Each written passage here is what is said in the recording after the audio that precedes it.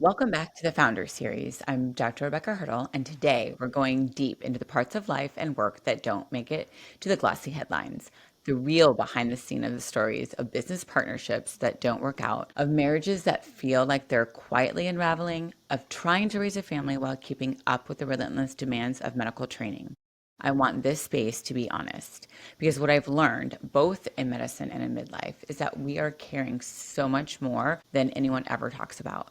We're trying to be high performers, present parents, supportive partners, and strong leaders all at once. And when these plates start crashing to the floor, it's easy to feel like we're failing. So today, I'm sharing some of my own stories and lessons through three lenses. In the Founder's Journal, I'll talk about business relationships, why some fail, how to know when to pivot out, and even the gender dynamics of navigating partnerships with men. In the Midlife Minute, I'll be reading from my recent Substack essay, Marriage and Midlife, the shift no one warned you about, and sharing how perimenopause isn't just a medical experience. It's a relational earthquake. And in the lab, I'll bring in the data and science that helps us understand why these experiences are happening, and I'll share strategies that can help you move forward with strength, clarity, and compassion for yourself. So let's dive in. All right, team. So before we get into it, I want to talk to you about some of the places I'm going to be in September. It's a super busy month for me, but I'm really, really excited about all of the upcoming events. So in September, I had the Hello Perry webinar lecture. That's in September 13th. It is a webinar experience. So, and all of these links you can find in my bio as well. Then I'm going to be in the Women in Medicine event in Chicago, September 17th through the 19th. Then I'm heading from there to the Digital Physicians Leadership Convention. That is also September 20th. It is one day long. So I'm going to be flying from Chicago to DC. Then you can also catch me in the Fuchsia Tent. That is also a webinar called Perimenopause Decoded. And that's going to be September 16th. And that will be an evening webinar. And then last but not least, the Menopalooza back in Chicago, September 28th. So you can find all of these registrations, links in my bios, and also stay tuned. They'll be on my Instagram as well. All right, you all. So I want to start today by talking about something that doesn't get enough airtime. What happens when business relationships don't work? Listen, this should be like a course, actually, like a business course, because I am just like, what do you do? No one ever taught me how to do this. And I think this is like something that everyone experiences, but how do you get through it? How do you navigate it? Yeah. So anyway, if you've ever been in business partnership that soured, it's not just about the contract or the money. It's about the sense of betrayal in all honesty, the drain on your energy and really the way it shakes your confidence as well. Because there you start thinking, was it me? And especially if it is a personality conflict where that person you're in business with makes it feel like it was you. And then you start thinking to yourself, oh my gosh, am I the problem? And am I the person that was making all of these issues and making all of these problems? So it's really important to remember that in any relationship you have, whether it's in business or friendships, right? Those things happen. You kind of find out that people are not the type of people that maybe you thought they were. And if those are all like red flags. And if I could say one thing about your gut is listen to it. Listen to your gut. When those spidey instincts start like tingling, it's time to listen. But I think sometimes we gaslight our own selves too, right? Especially in somebody who's really good at either manipulating you in that relationship, then we start to gaslight ourselves a little bit, So on paper, it might look like it's this perfect match, right? Or, they're talking you up and telling you all these like great and wonderful things. And you're like, oh, this is awesome because they're really just like feeding your ego or getting you super excited. The right skills, the right resources, the right vision. Like I said, the fact that they are really on point with you and telling you all of these big and bold things that can happen, but behind the scenes, sometimes you're swimming against a tide that just won't let up. So I've had partnerships where I realized months in that my voice was being minimized, or that I was the problem. It's weird. And I typically like to feel like I own those things where I'm like, okay, yeah, I messed up. You're right. But when you bring ideas to the table that they're brushed aside, or it's almost like when someone kind of lashes back out at you for ideas, you need to really be in tuned to those types of red flags. Again, I think it is red flags that are in any relationship. I don't necessarily think that it's not something that you also bring into your business relationships too. Personal relationships that go sour and you have red flags, same thing with business relationships where those red flags are there as well. Then you kind of think about like, okay, did you bring ideas to the table? And yours were brushed aside, but later those were reintroduced by a male partner and then suddenly considered brilliant, right? So I think we get these things as females in a business space where, and listen, women will do it too, but when you're in a relationship with the opposite sex and then that happens too, it's a double standard that eats away at you. And I know I'm not alone in this. And so many women have experienced it. And then there are those unspoken rules women often end up carrying, managing the relational dynamics, being the glue that keeps things from falling apart, smoothing over conflicts. Meanwhile, your male partner might be focused on the numbers, the deals, the big moves, or maybe they're the ones asking you to send them the deals and the big moves aspects of the relationship. So both roles are important, but why are we expected to carry both the strategy and the emotional labor? So how do you know when it's time to pivot out? Sometimes you don't. One point I think is really important to make, and I have learned and I keep learning, is that, you are an expert at what you're an expert at, right? So I'm a physician, I'm a menopause specialist, I do family medicine. So this is what I know. And when you go into business for yourself, you're an entrepreneur, you have to be relying on other experts to help teach you the things that you have not been taught. So for example, your marketing, your social media, if you have a podcast, you're being on how to podcast, how to get sponsorships, how to release your newsletters and go on your CRM programs and your templates and your malpractice and so all of these things we're taught like we do have to delegate because it doesn't make sense and it's not sustainable to do all of those things by yourself, right? I mean, you have to be aware of the relationships and I guess of the partners that you are delegating these or outsourcing, I guess, but you don't know sometimes. You're just going to trust that when you develop a relationship with your social media producer or your media producer for your podcast or whoever's running your newsletter and things like that, that you're trusting that they're professional, that they're not taking advantage of you, that they're teaching you the right thing. And when it doesn't happen, you don't know any better, but you've learned. You take that on, you've learned from it. And it also is important, I think, to then take that information and discuss it with other entrepreneurs. Like, hey, have you experienced this before?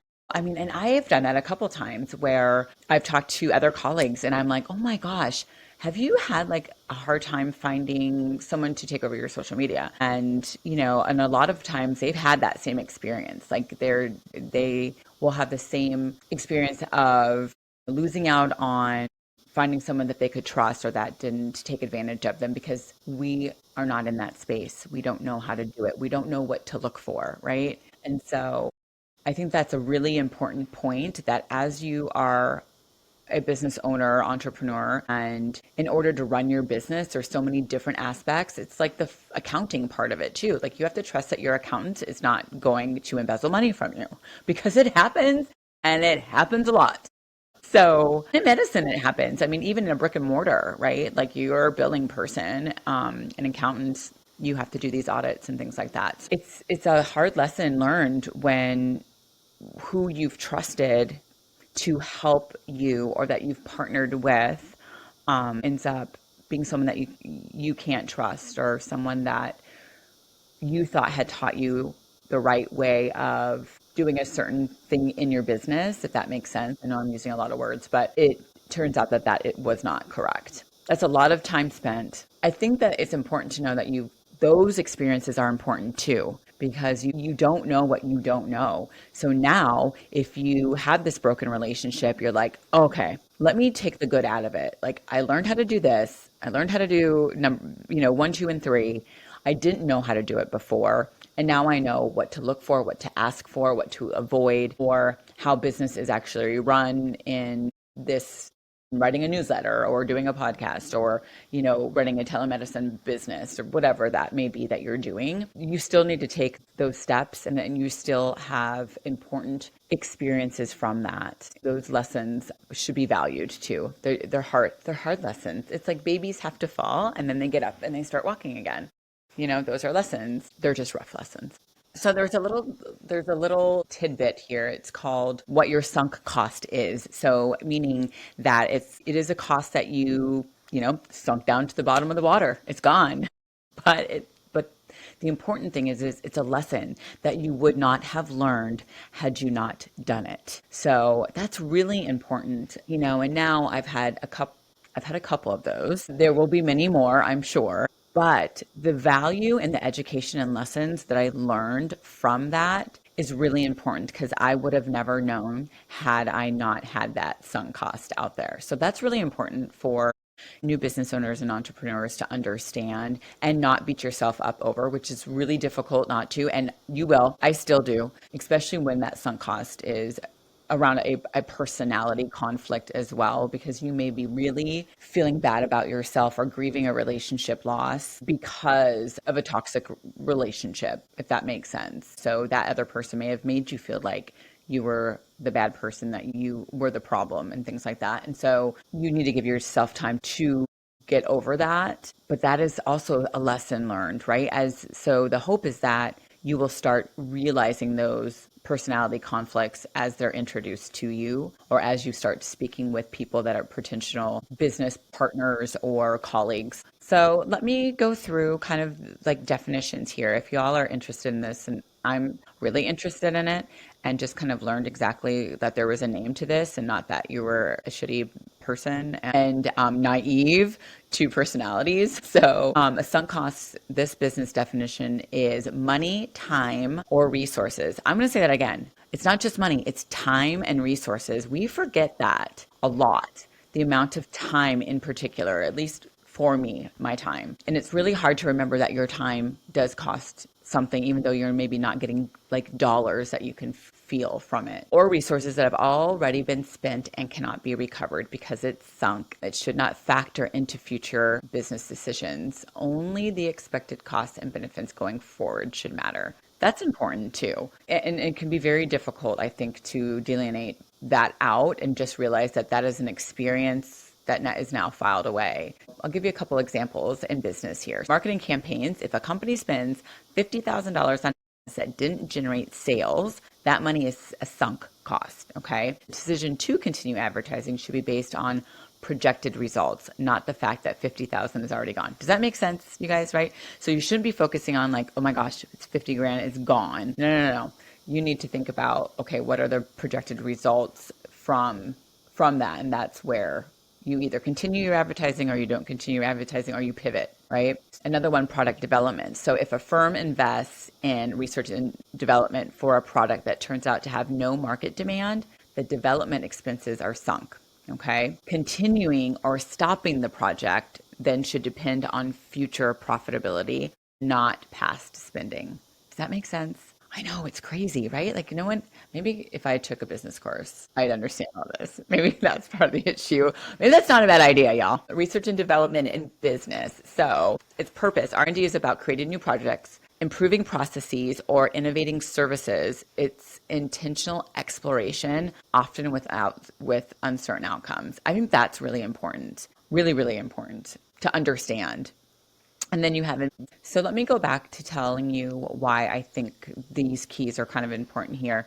And it's because, and I still need to view it as such as well. Instead of spending money on something, thinking that you're going to get an outcome and then it doesn't happen, you have to remember what's important about that is knowing that the things that didn't work helps you then pivot to something else that will perhaps work. Until those things are proven, as working for your business, their experiences. They are, okay, I tried this and this didn't work. All right, we tried this then and this didn't work. Well, we're not going to continue doing what did not work. So we pulled something from that. It's really, really important experience that it didn't work. So now you're not going to do that anymore. So my next project that I'm going to be doing, instead of me thinking, okay, this is great. You just made me think all these really, really wonderful things about this business. Let's go. In my head, I need to start thinking, okay, this sounds really good. Let's see what's going to happen. And then in 30 days, 60 days, 90 days, we are going to touch base and we're going to discuss what is working, what is not working, and then change something up and then move forward and reevaluate it again. So those evaluations are really important. And if someone or something is not open to evaluating if something's working out for you, that is a red flag, 100%. Like, if you're not getting your data at your monthly meetings, or maybe you're not having monthly meetings, number one, you should be having at least that. Sometimes you're not sure how often you should be meeting, but you should be meeting. You should be having your analytics that you need, and then they should be discussed. Okay, something's performing really great on YouTube, but it's not performing really great on Facebook, or whatever that is for the next thing that I'm even doing. I didn't know those things. I learned them. It's just very important to not get down on yourself about something that maybe didn't work out because you invested time, and that was good time and money that was invested because you learned something important. And I think the other important point is to remember, and I say it a lot, I know, is to give yourself some grace, right? So I'm a physician first. I went to school for a really long time to do this, and I know what I know. Now I am a CEO of my business, and to think that it's all going to come so easy to you, that also takes time, and it should take time, and you need to give it the time that it deserves in order to do it correctly. So if a prototype doesn't make it to market, insights can spark future wins, right? So same thing, if something that even I'm doing, or maybe it was a podcast that flopped, like, I need to understand that my audience didn't appreciate that. And so I learned from that, and I pivot into something else that they do resonate with, right? So those types of things will reduce your risk later or refine the business strategy. So, and then important business is to understand failure. So the definition is: failure is when an initiative doesn't meet its goals financially, strategically, or operationally. The perception of that failure, however, is, I think, what's important, right? So it could feel like wasted effort, time, money, but it's often necessary part of innovation, 100%. So if you fail at something, that is still a lesson in anything. I tell my kids this all the time. If you're always winning your sport, how are you going to get better? You can't get better if you don't fail at least a little bit. It doesn't feel good. It is uncomfortable. It is not fun, but it's important. It's very important. Just like babies, right? They fail a lot before they master something. Putting a spoon in their mouth, right? Drinking from a sippy cup, going to the bathroom. How many times are they peeing and pooping on the floor before they get to the potty? So those, I think, sometimes we just have to really think of it like that, right? We didn't learn to drive a car. It took us a lot of time, so that's important in business too. And I'm getting better at that too, about realizing, okay, it wasn't a failure. It is a lesson learned. So, and cost versus value. So, unlike R&D, failure is typically viewed negatively because it shows an outcome that didn't justify the resources. But reframing failure as feedback is what separates agile, resilient business from stagnant ones. I think this is important too. When I think about it, I think about, like, okay, if a relationship failed in my business, that is feedback that I have received. So that's important feedback, that, okay, this didn't work. Okay. All right, let me try something different. So I was doing those even when I was starting to do these discovery phone calls with prospective patients, right? What's wrong with me? But really, I learned what they wanted to hear or what they didn't want me to say, or maybe I just needed to listen a little bit more to them on those phone calls. R&D is intentional experimentation, risk assumed upfront, and failure is outcome that didn't meet expectations. So what's the impact of that? R&D is expected to have trial and error. Failure within R&D is still learning. Failure outside of R&D is like poor execution, ignoring marketing signals. That can be costly and avoidable. So if that kind of makes sense for everybody, you need to use those lessons, change up what you're doing in your business so that it becomes more profitable, or you're seen, or you get your patients, or whatever it is that you're doing in business. But if you ignore the lessons, those are to make costs unavoidable, if that makes sense. So here's the last thing here is business insight. Successful companies treat failure as a part of R&D. So in other words, when failure is structured, measured, and used as data, it isn't waste, it's investment. The real failure is when businesses don't learn from what went wrong. Okay? So that's the big thing. When you take those lessons and then you don't learn from them and you keep making those same mistakes, well, that's on you. It is now on you and not your partner that you had, or whoever was advising you. So, how do you know when it's time to pivot out? So, here's what I've learned. If the partnership costs you more energy than it gives you, if your values are no longer aligned, or if the conflict outweighs the collaboration, it's time to reevaluate. Sometimes that means renegotiating the terms. Sometimes it means walking away. And walking away doesn't mean failure, it means protecting your health, your family, and your future. One of the hardest but most important things I ever did was recognize that a business relationship was taking more from me than it was giving, and giving myself permission to leave. Now, let's talk briefly about the practical side: taxes, contracts, and communication. These things sound dry, but they are safety nets. If you're stepping into a partnership, have clear agreements in writing about revenue splits, responsibilities, exit strategies, and yes, tax implications. Because nothing stings worse than realizing you owe more than you made, or that you're on the hook for something you didn't even agree to. And if you're already in a partnership that isn't working, step back and document everything. Keep receipts, literally and figuratively.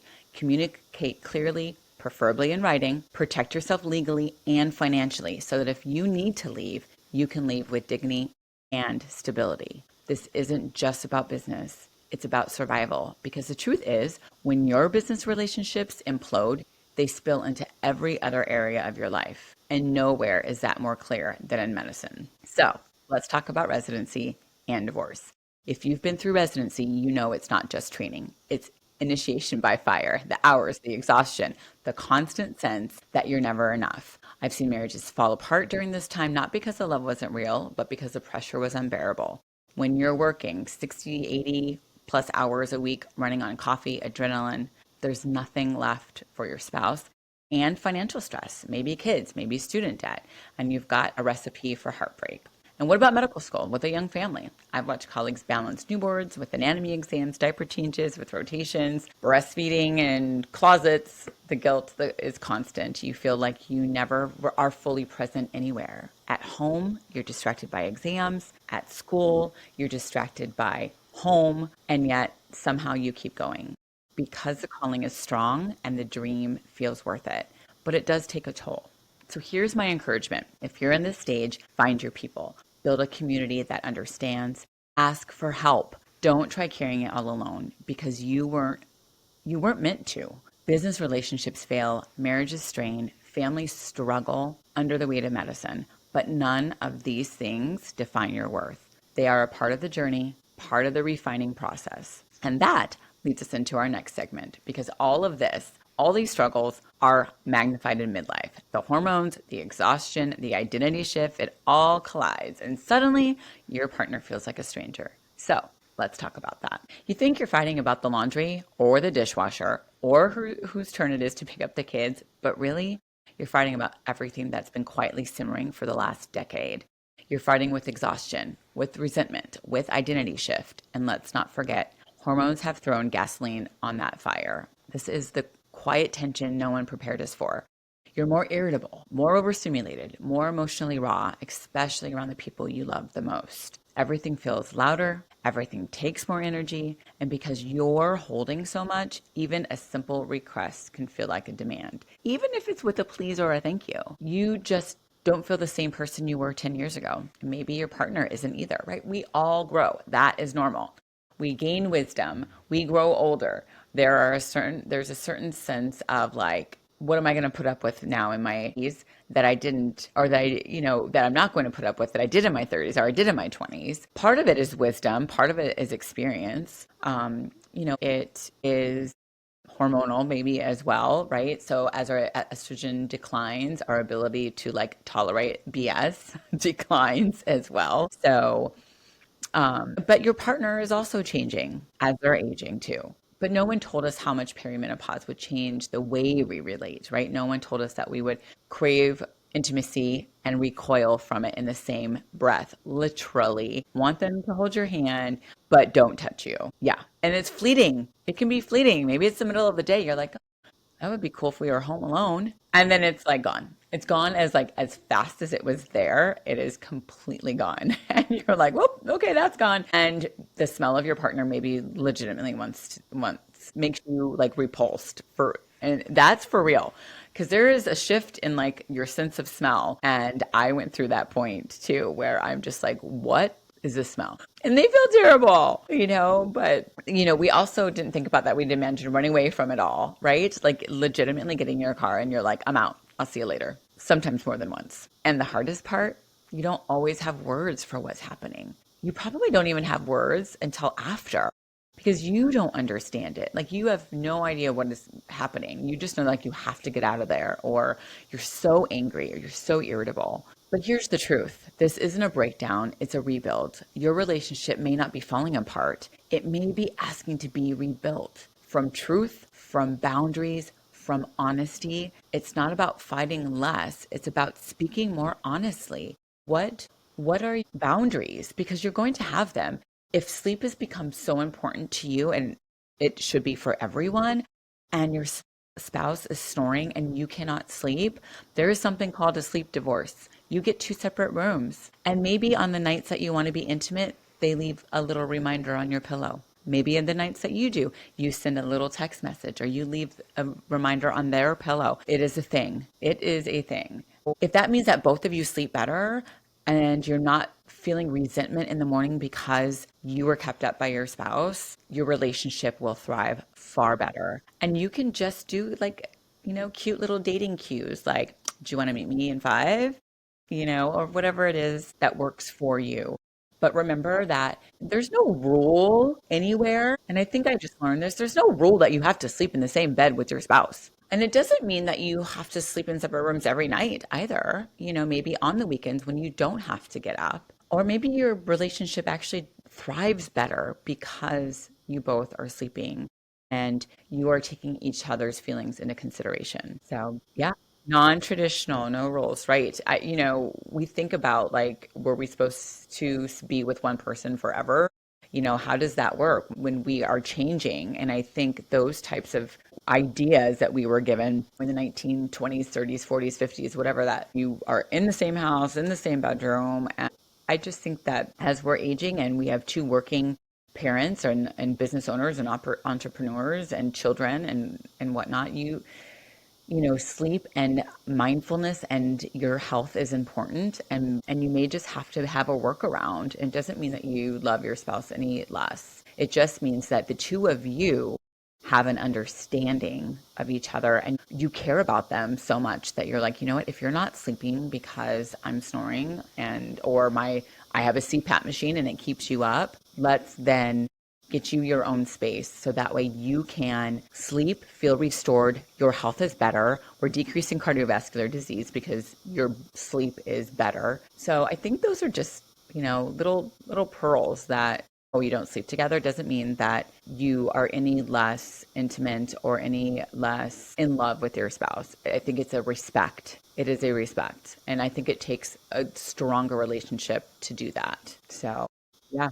Yeah. Right. Right. Because you're married. That's what everybody does, right? Also asking for help without guilt, about being seen differently. Like I was just saying, not by just your partner, but by yourself. You're not selfish for needing more things. You are not broken for feeling disconnected. And you're not crazy for thinking this wasn't how it was supposed to feel. This is what happens when you stop disappearing and start waking up. A lot of us women disappear when we are married and we have families because we are mom, we are the wife. And I used to be introduced as, this is Aaron's wife. No one said, this is Dr. Hertel. That's how I was introduced.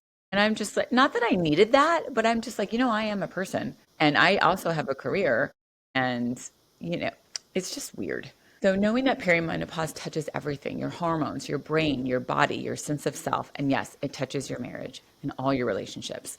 This isn't the end of intimacy, it's an invitation to redefine it, to name what's real without shame, without scripts, without pretending. And that's what I want you to hear today. You're not alone in this. The shift you're experiencing isn't failure, it's transformation, midlife transformation. So let's head into the lab because while these stories are real and emotional, there's also science behind them. So let's start with hormones. So estrogen, progesterone, and testosterone don't just live in your ovaries. They live in your brain. They affect your mood, your stress tolerance, your ability to regulate emotions, your sleep, your libido. So when estrogen fluctuates wildly in perimenopause, doing this type of thing, it's like your brain is riding that roller coaster with no seatbelt. 100%. You're not imagining it. You're holding on for dear life. You're not dramatic. It is real. Now, layer in the statistics.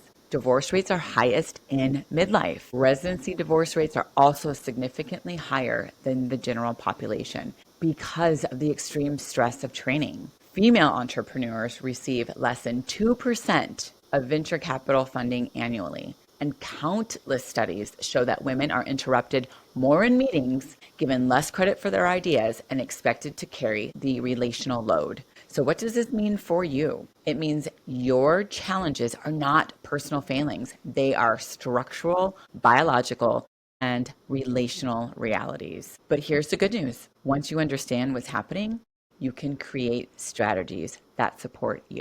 If you're navigating a failed business relationship, don't go it alone. Hire an accountant, an attorney, a mentor. Protect your finances, your taxes, and your mental health. If you're in residency or med school with a family, give yourself grace. Outsource where you can. Lean on your community. Remember that this is a season, not forever. That one got me because I remember it. And I think if someone would have just said to me then, like, you don't have to do everything, and not that I felt like I needed to do everything, but I thought I needed to do everything still. Being a mom, being the wife, and then being this new doctor and knowing all the things.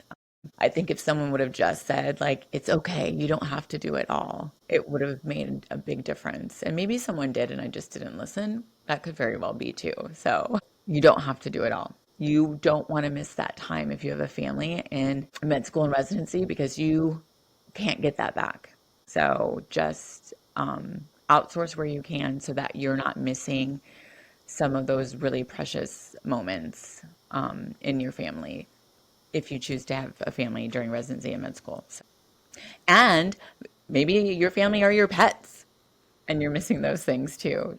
Just you need to be obviously present for residency and med school. So some of those other little things, if you can outsource them, that's just really important. If you're in midlife and your marriage feels like it's falling apart, pause. Ask yourself, is this a breakdown or is it a rebuild? What boundaries, what honesty, and what re-collaboration might be needed?